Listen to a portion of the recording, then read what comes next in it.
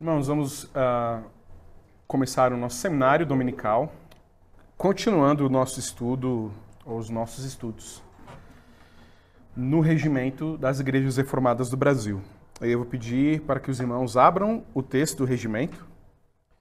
Especificamente, hoje nós vamos ler os artigos 14 e 15. Formação teológica e seminaristas. Artigos 14 e 15.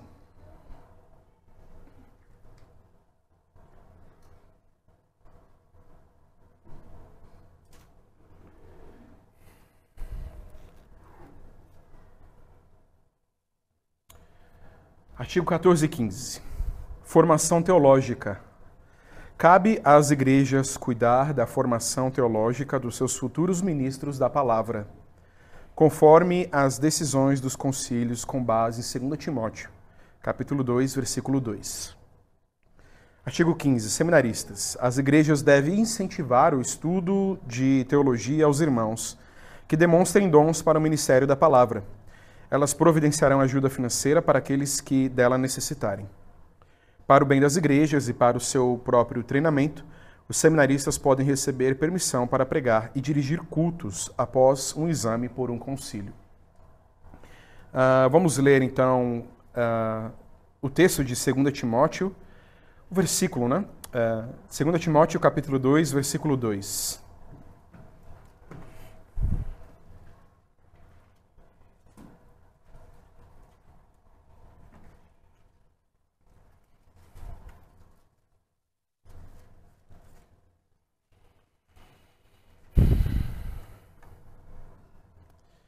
Diz assim, vamos ler o versículo 1, né?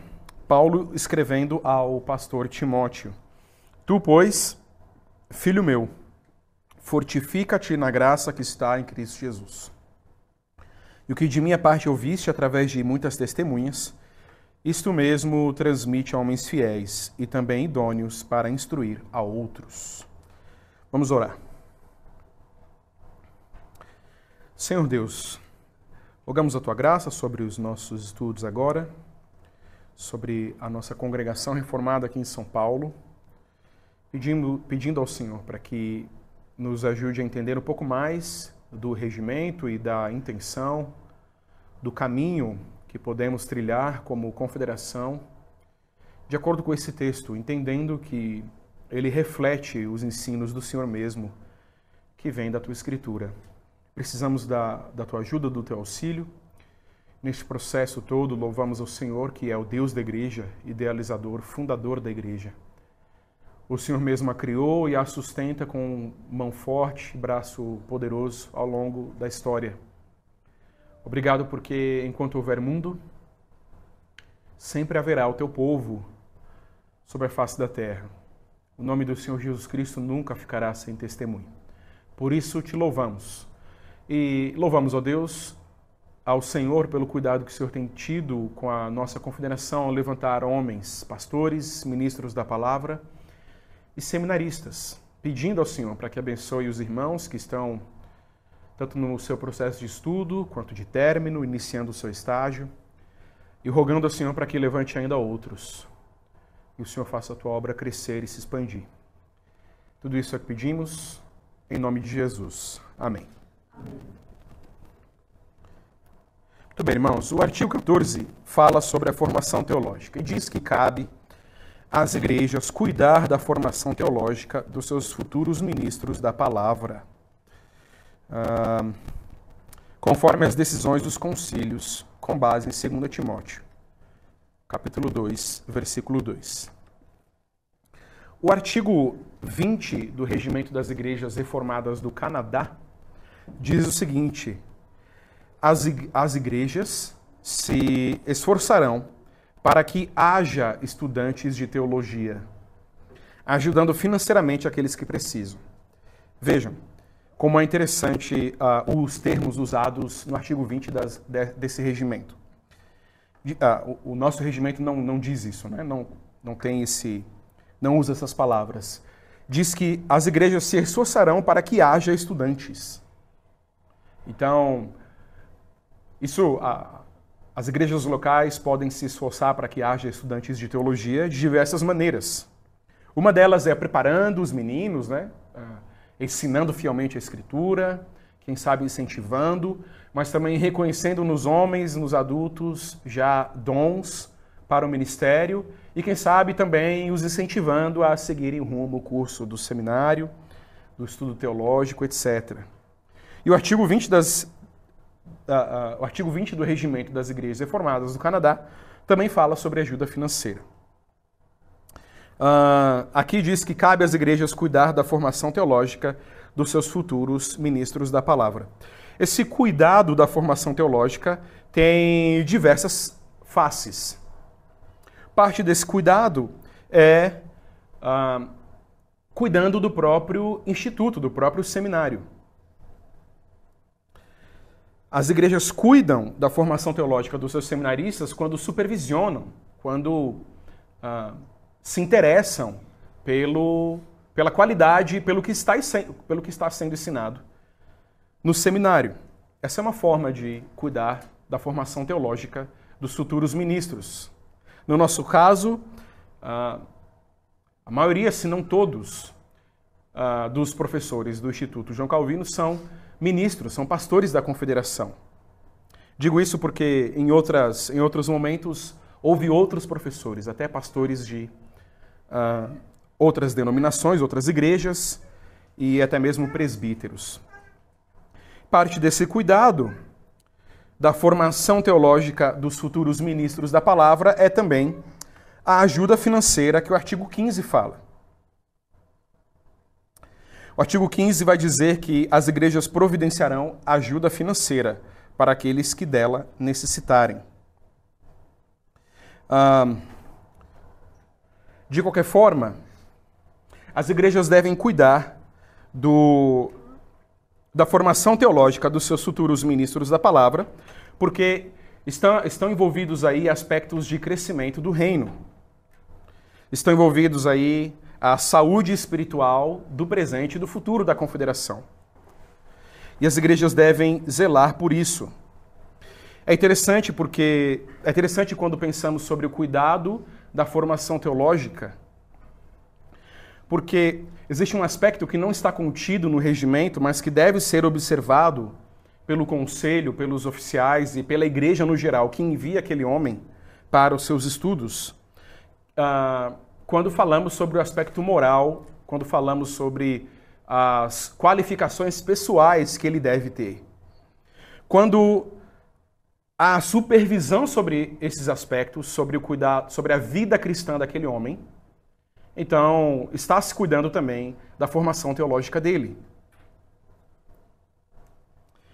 A gente sabe que homens com uma vida moral corrupta, hipócrita, tendem a distorcer as escrituras para o próprio benefício.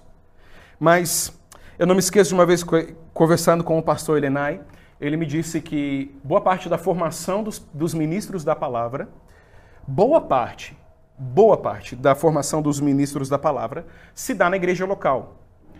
Porque no seminário, aquele futuro ministro aprenderá, conhecerá as ferramentas teológicas para poder trabalhar com o contexto da Escritura. Ele vai aprender a manusear o texto nos originais, no grego, no hebraico, vai aprender a como entregar um sermão, como aconselhar, aprender sobre a história da igreja, sobre a história da Igreja Reformada Continental, mas o seu caráter moral, suas qualificações morais, são aquelas que nós já conhecemos bem, né? Paulo escrevendo a Timóteo, Paulo escrevendo a Tito, e nós estamos falando sobre isso na rádio Perspectiva Cristã, nos domingos, nos dias da semana, pelo menos alguns deles, sobre as qualificações para o ofício. Não é no seminário que o homem, que o futuro ministro aprenderá a ser irrepreensível. No seminário, é claro, Deus pode, e de fato ele faz isso, lapidar aquele sujeito.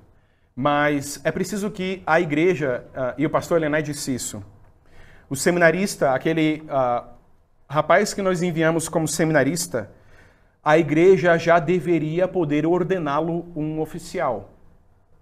Quer um presbítero, quer um diácono. No sentido de que ele tem aquelas qualificações que a Escritura exige.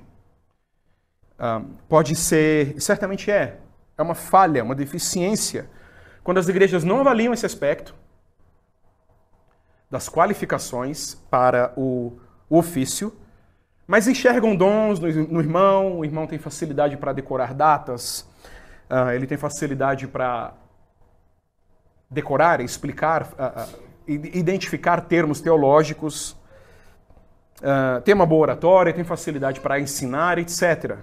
Mas e aquelas qualificações? Ele é irrepreensível, marido de uma só mulher, governa bem a própria casa. Não há curso sobre isso no seminário. Então, essas coisas devem ser observadas na igreja antes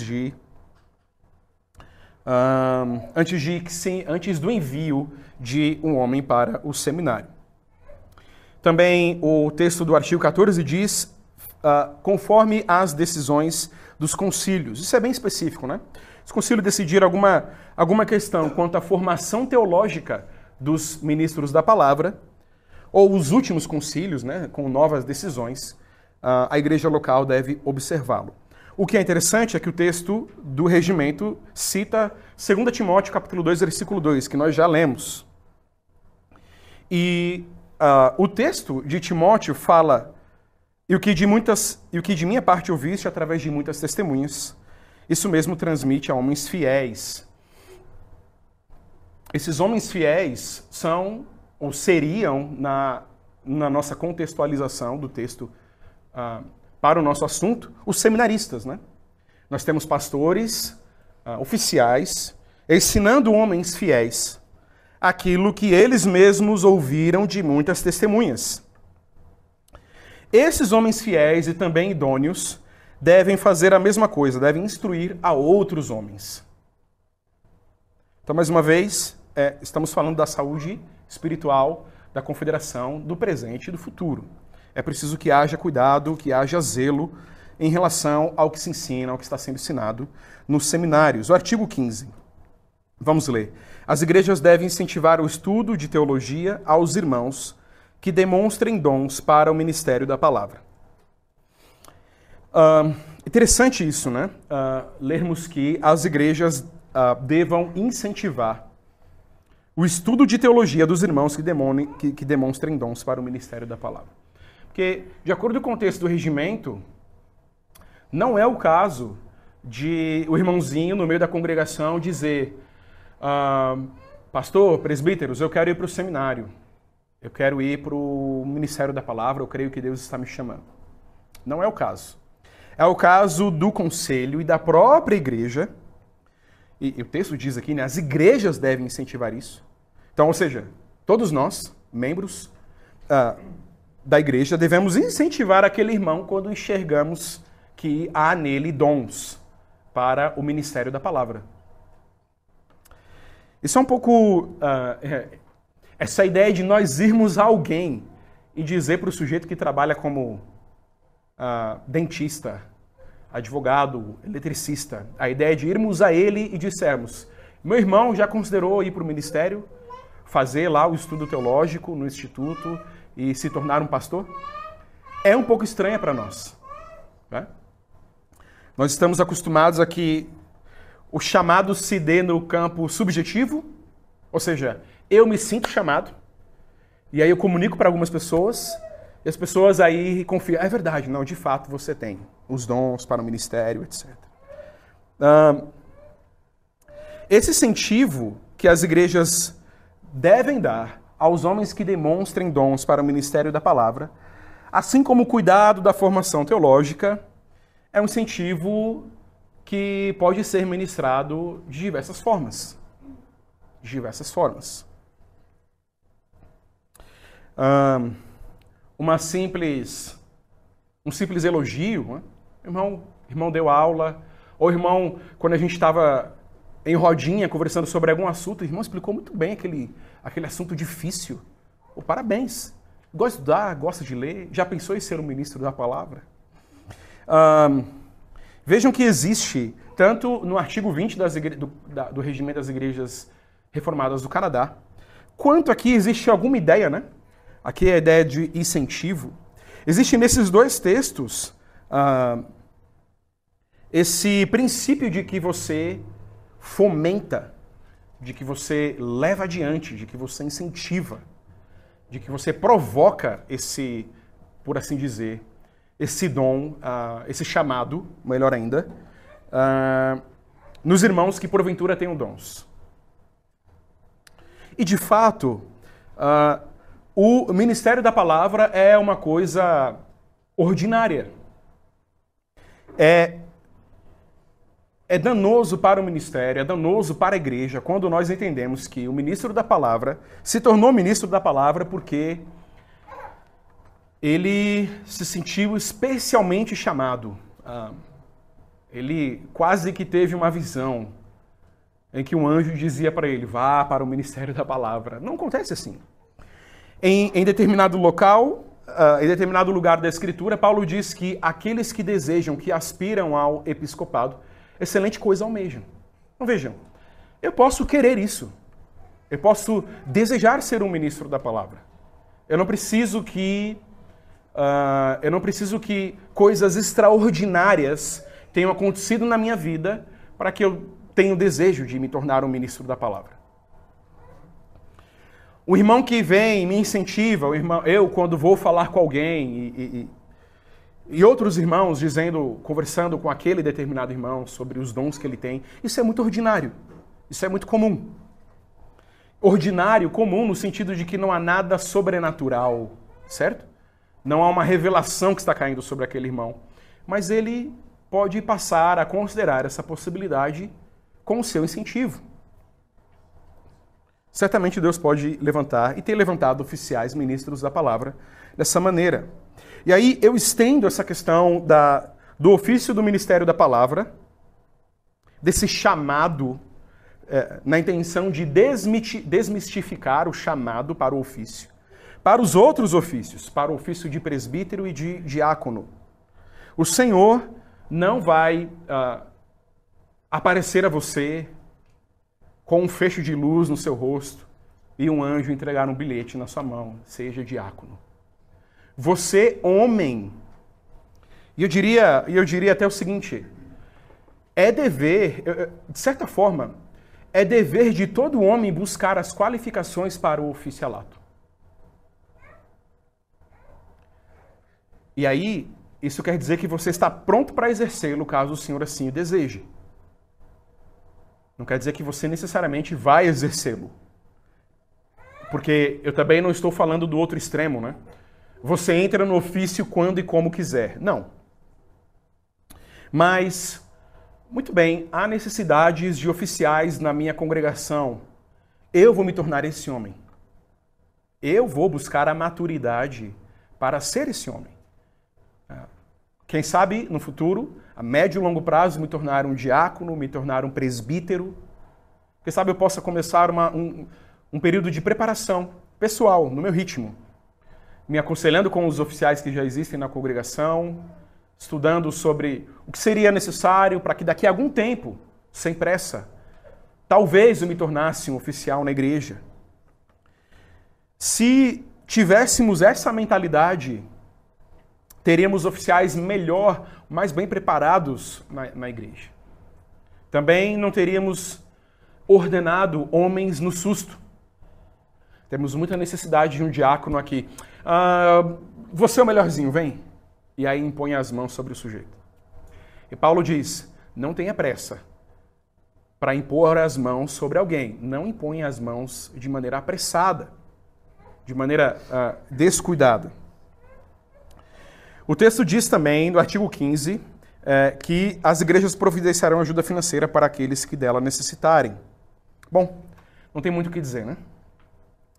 Aprove a providência de Deus que eu lesse e nós estudássemos esses artigos, bem quando eu estou no processo de me tornar novamente um seminarista. Mas o regimento fala que cabe às igrejas locais cuidar disso. Mais uma vez, Se o irmão tem a tranquilidade de, ao receber uma ajuda financeira, os seus estudos serão muito melhor aproveitados. Nós teremos um ministro melhor capacitado no futuro.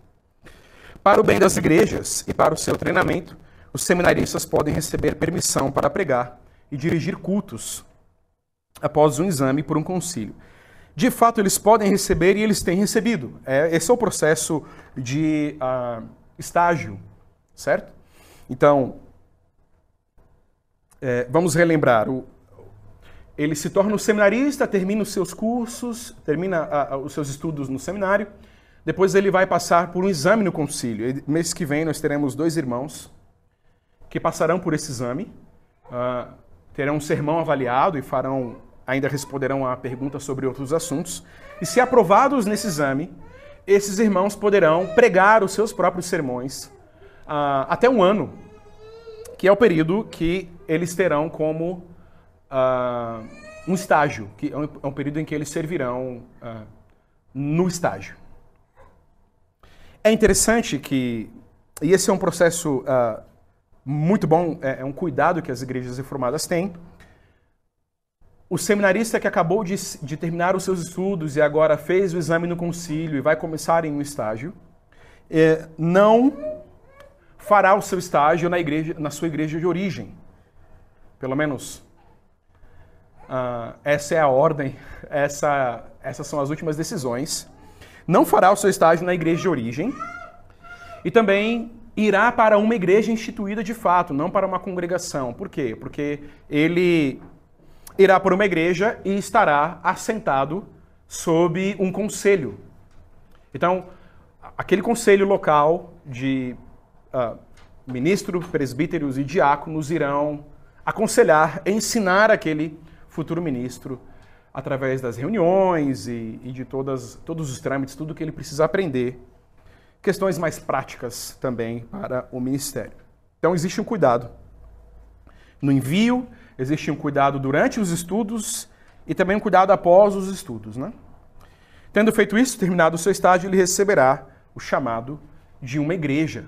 Tendo o chamado de uma igreja local, sendo aprovado pelo último exame, o exame peremptório, será ordenado e instalado na igreja que o chamou. Muito bem, irmãos. O que se resume os artigos nos incentivam tanto, os artigos nos exortam tanto a incentivarmos esses dons nos irmãos da congregação, naqueles em que já enxergamos dons. Também eu diria que uma outra aplicação, por assim dizer, ainda que você não se sinta, ainda que você tenha certeza que você não é chamado para o ministério da palavra, isso não quer dizer que Deus não o tenha chamado para o presbiterato, para o diaconato. E por essas coisas você deve desejar, você deve aspirar. E o terceiro ponto é que o regimento nos exorta a cuidar dos seminaristas, tanto da formação teológica que eles estão recebendo, quanto do seu sustento. Vamos orar para que Deus envie mais seminaristas ao Instituto João Calvino. E nós tenhamos mais plantação de igrejas. E assim, cresçamos como confederação, mas mais importante do que tudo isso, haja mais igrejas verdadeiras, como já há algumas, inclusive fora da nossa confederação, para a honra e a glória de Deus. Amém. Vamos orar mais uma vez. Obrigado, Senhor, pela obra que o Senhor tem sustentado.